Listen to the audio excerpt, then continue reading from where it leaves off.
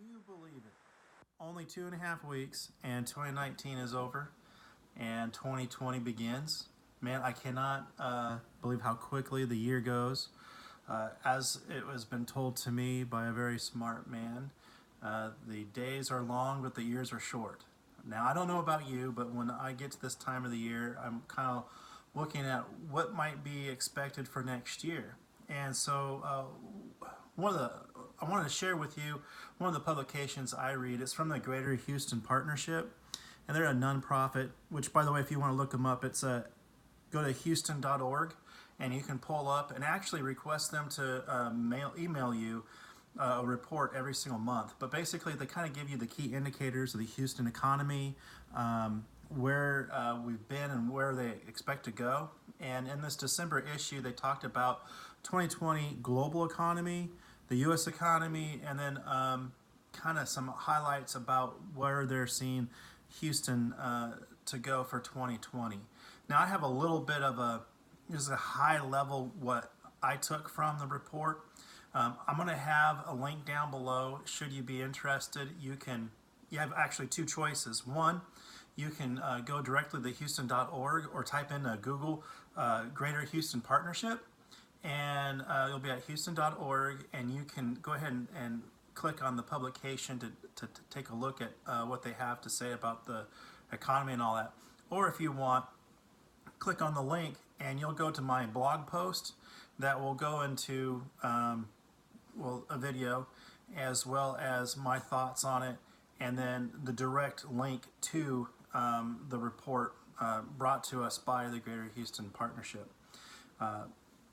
Anyways, without any further ado, 2020 global economy cited by the OECD, they're expecting a 3% growth, global growth. And that may not sound like a whole lot, but when you calculate that into what does that mean in dollars, that actually equates to about 2.4 trillion economic dollars being active all next year. So while it may be low, when you're talking about the global economy, that's actually really quite healthy and really good. I know that last year they're talking about potential crash or some economies going into recession, including ours. That has not happened. They don't expect, at least for now, these economists are not expecting that to happen this year for 2020. So good news on the global front.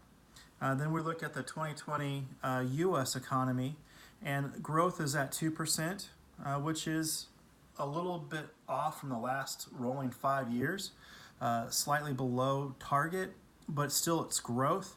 And it also kind of falls in line with the longer term trend over several years.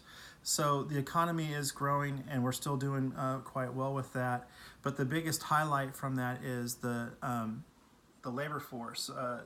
The unemployment rate is at 3.6%. It's the tightest it has been in 50 years. So that's really good news. And that's one of the things that's causing consumerism to be more confident, especially when it comes to this Christmas season, people buying and purchasing, and it's going to continue down that road for 2020. Now for Houston. Our local economists are expecting about 42,300 jobs to be created, and out of those job creation, about 34% of them are going to be in healthcare and government positions.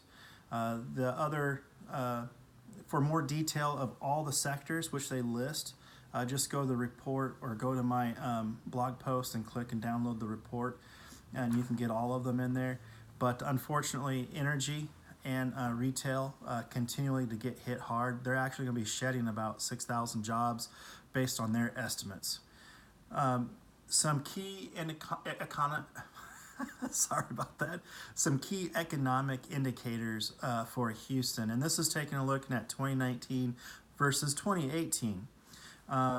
Aviation, which is the IAH and Hobby airports, we actually had an increase of 4.5% of passengers flying in and out, which is good growth. building permits are up 15.9%.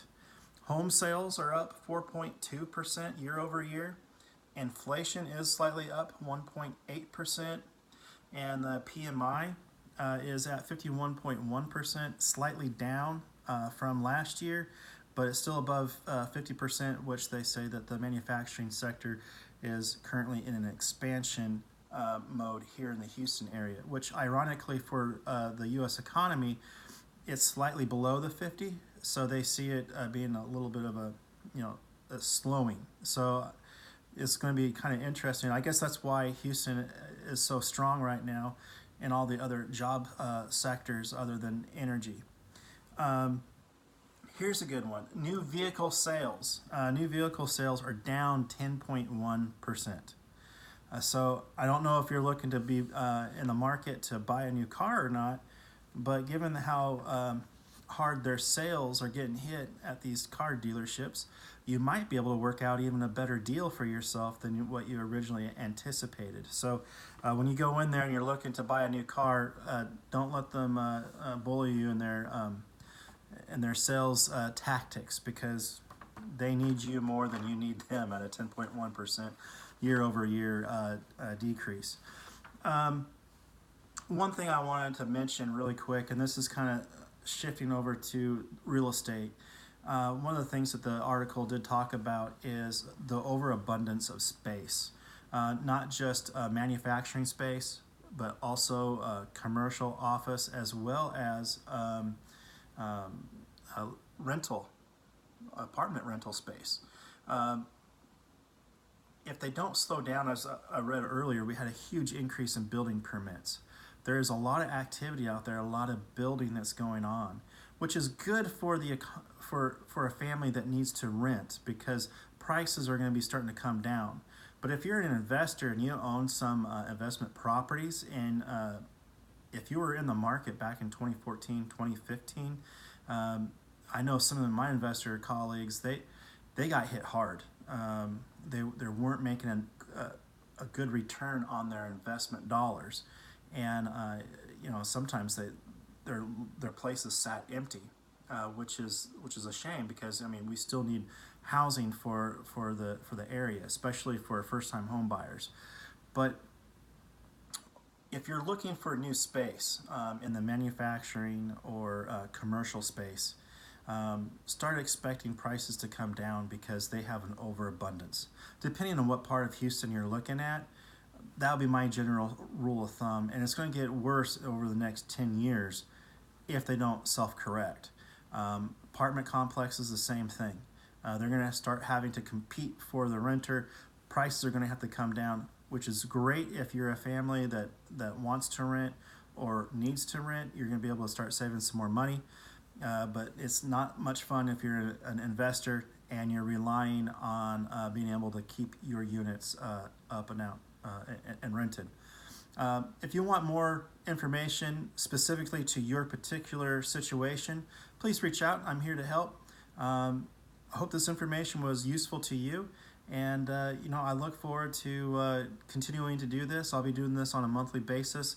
All information is from the Greater Houston Partnership. It's not any research that I've done. I just look at it, I'm reading it, I'm putting my own spin on it, and some of the things that I see when I'm working with investors and all that. I'm not that smart, guys, but I do like to surround myself with good people and people who know what they're talking about. So anyways, hope this was helpful. If it was, hey, please share it, and go visit me online, www.lynlclark.com. Leave some feedback, let me know how things are going, and if there's anything I can do for you, please let me know. God bless, Merry Christmas, and here's to a prosperous 2020 for everyone. God bless, bye-bye.